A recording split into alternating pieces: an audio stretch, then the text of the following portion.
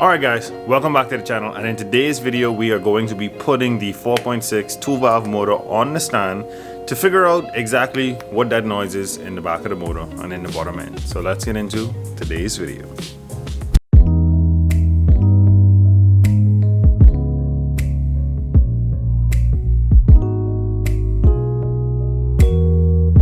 So before we get into actually putting it on the stand, we have some major issues that I want to show you guys, and it's really that passenger side header. It kind of wraps around the transmission, so I'm gonna have to remove the header and remove the transmission, remove the clutch kit, remove all that stuff before we can get to putting this thing on the stand.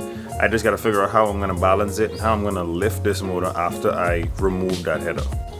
Alright, so this is what I'm talking about here. This is the driver side header, and you see the gearbox is clear of it. The passenger side header actually wraps around the transmission, so that's going to be the issue that I have there. So I'm going to have to remove probably both of them. I don't have to remove the driver side, but if I'm going to remove this one, I'm just going to remove the next one at the same time. And then I'll probably figure out a way to lift it after that. Remember that I put some bolts in the back of the head and in the front where the alternator bracket is. I might could lift it just like that, just to get it on the stand. But yeah, these long tube headers really making me rethink even putting them back in the car. I know they're good for low end torque, but they're just too much of a pain to get them in and out the car. And if I ever have to drop this transmission in the car, then I'd have to remove this header. So it's just a lot of headache for not too much gains if I was to really put it down to a horsepower number, what you're gonna get out of it.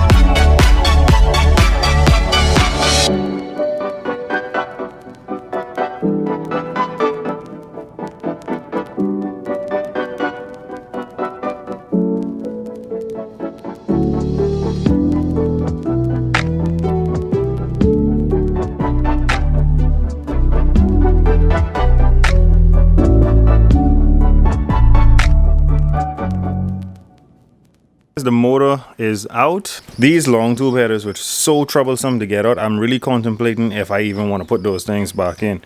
I could not get the transmission, the gearbox off of the engine without removing those, and I had to pull the entire engine, tranny, and header combo just to get those headers off. Those things are problems. I don't like it at all. I'm actually contemplating putting a factory set of headers on it or short tube BBK headers, because these are long tube BBK headers, but those things are trouble. Like I don't like it at all. Maybe with the older style motors that were 60 degree, which means that they were closer together where you could get your hand down there if it was in the car. In the car, these things are almost impossible to get to. I don't like them at all. But like I said, the motor is on the stand. There it is. All we have to do now, flip it upside down and take off that oil pan, inspect the bottom end, and just look to see what is wrong with it. There is a nice clutch kit. Can't really tell who it's from, but I know it's a stage 3. It's a 6-puck clutch. That's pretty nice. I'm gonna put that back on. Factory flywheel, don't have an issue with that. But yeah, let's get to inspecting the bottom end of the motor now.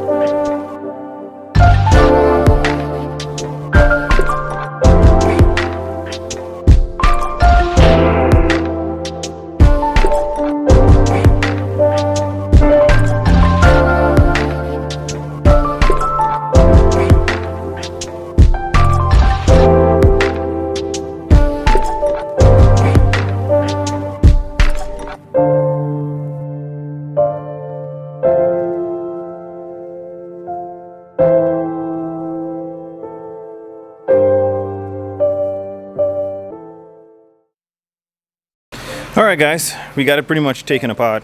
Only thing left to do is take the pistons and rods off of it. What I'm going to do, instead of taking the heads off, I'm just going to push the pistons down into their heads and put the caps back on them once I get the crank out.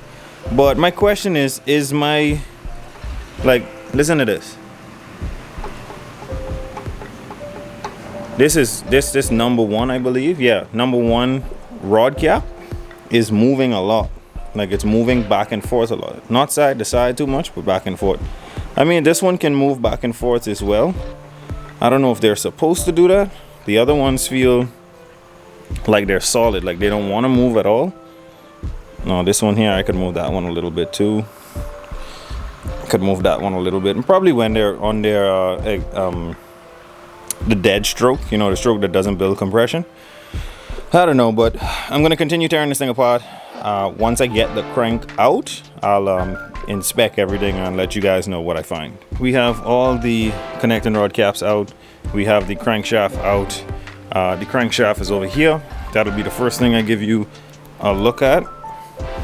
And this crankshaft is no more good. The surface from number 1 and number 2 rods are junk. They are absolutely junk. The surface for 3 and 4 is the same thing. 5 and 6 is pretty good. 7 is like short, and 8 is good. So this crankshaft is, I'm not going to be reusing this, that's for sure. The next issue is we have all of the rods, all of the bearings did never spin. They never had a spun bearing in the rod side of the connecting rods. Now the caps, this is from 8, 7, 6, 5, 4, 3, 2, 1. So all right, number 8, the bearing spun. As you can see, the bearing wouldn't even seat right here.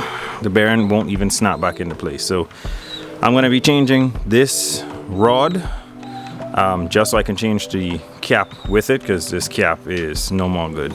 So I'm going to change that. All the other caps were good except for number 2. Number 2 came out and didn't even have a bearing inside it, which is extremely weird. So between cylinder number 2 and cylinder number 8, which had a spun bearing, and cylinder number 2 that had no bearing, that's where all the noise was coming from in the motor. The main bearings are excellent. There are no issues with those there. All of the bearings are in very good condition. Even the thrust washers, no issues there. The thrust washer in the back, no issues there. The bearing in the middle, none there. All of the main cap bearings are excellent as well. so we don't have any issues with those. So we have to replace that crankshaft, and we have to replace this number 7 rod, so I can change the cap with it as well. All right guys, that's all I have for you today. We finally know what's wrong with this thing. We got to change that number 7. I think that's number 7. We got to change that number 7 connecting rod. We also have to change that crankshaft and put a fresh set of connecting rod bearings in this thing, and we should be good to go, which is very exciting because I believe I have a good crankshaft over there in a block that I used before. So hopefully I can reuse that, and we can put this thing back together real soon. But thank you guys so much for watching. Always remember, don't drift without your dreams. Like, share, and subscribe, and I'll catch you guys on the next one.